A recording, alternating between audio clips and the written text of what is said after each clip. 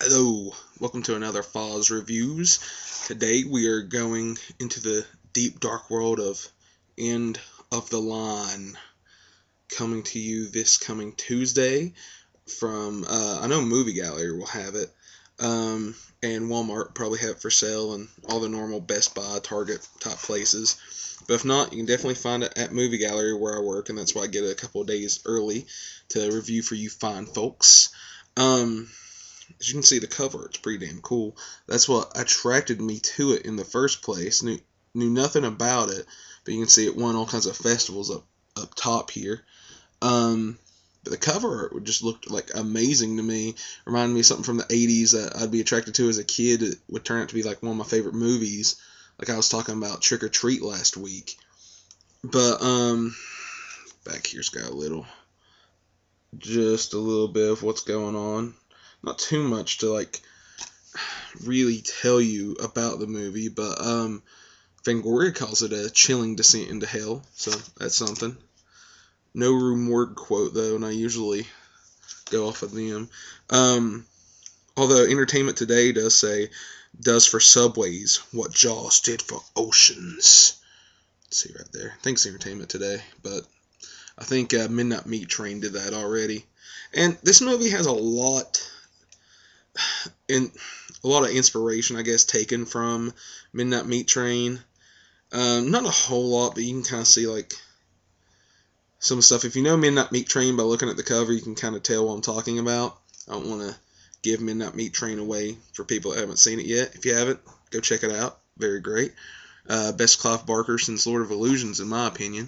Anyways, the plot of the film is this girl, she works at a psychiatric ward.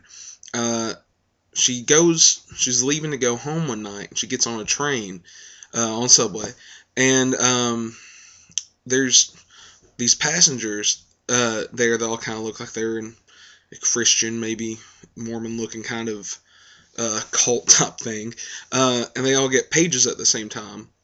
And whenever that happens, they all get up with these awesome-looking cross knives, as semi-portrayed right here, but that one actually looks better than what it is in the film. God, I'd love to have one of those. They get up and need to start saving the impure people by killing them.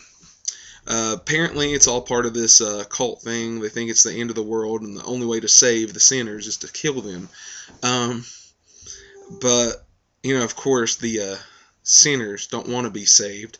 So a group of them escape from the train and try to make it on their own, coming up against other cultists. And eventually they see like a television thing showing that it's not just down there, it's all over.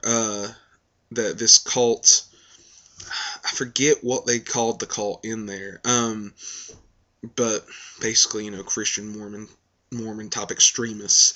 They all follow this one reverend.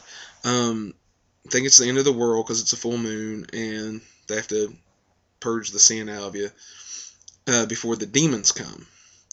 And the plot sounds like mediocre. It sounds okay, and I'm not really into the whole religious films. Like, I love The Mist, but even The Mist got a little over the top with how, you know, religious extremism can, you know, fuck you up, and I don't like to be hit over the head with it, because living in, you know, West Virginia and small towns, you get religious extremists to a certain extent, pretty much everywhere you look, so I like to not harp on it. I got my own theories and everything about that, you know, this doesn't call for right now, but it turned out to be really good. Some of the people that played the cult members were a little over the top, but overall, I thought it was pretty good. If they would have toned it down just a little bit, made it a little bit more believable.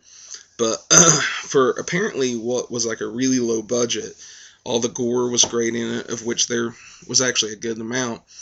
And the actors in it who had not been in much else, like looking on their IMDb's, like one guy was an extra Spartan in 300, and that's about as far as anybody went. Couple on the Dead Like Me new movie that came out. It was all solid performances all around. better than a lot of your just cheap gore fairs that you'll see, especially like a couple more that's coming out this week that I'm not even bothering with. But overall, yeah, religious cult turning on regular people. And then there's an added element of, like, you see the demons on the cover here. And throughout the film, certain people will see them, like, popping up in the shadows and stuff. And it kind of leaves you wondering if they're real, if they're imagining it, or maybe the end of the world is coming, maybe these people are right. I mean, and the end leaves it kind of open for you to decide. And I have my own theories about it. I don't want to give it all away. I try not to go too into endings and everything on this, but I've had it pointed out to me that, you know, I apparently don't talk enough about the movie, so that's what I was trying to do with this one.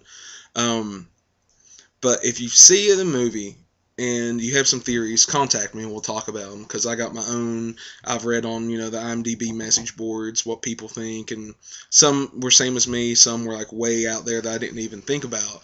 But overall, it's good with some different plot points that just leaves it to you to try to figure out, like little subtle things throughout. There's this whole muffin. You gotta watch it. These people eating muffins might be causing them to like go crazy, and I can feel safe in saying that because it's all throughout the thing. You kind of see it. It's not really hidden too well, but yeah, End of the Line coming out this Tuesday. I know you can definitely get Movie Gallery, and just look for the cool cover. Although one thing I do want to point out, I don't know if you can see it on here, but the cult members down there also have glowing eyes, same as the demons up here, and that's not true in the movie, because one of the big things about the movie is that the cult members are actually really nice people, like, you know, most Christians and everybody is that usually goes to church and everything. They're just ordinary, great people that just are convinced that they have to save people. And that's the big fear. These people are just absolutely convinced that they're saving you by killing you. How do you convince them that you don't want to be saved? I mean, personally, I would have just been like, that's cool, I'll burn. But I don't think that'd work. But anyways, I'm FOZ. That's End of the Line. Keep checking back. Tell your friends, subscribe, whatever. I'll see you next week. Peace.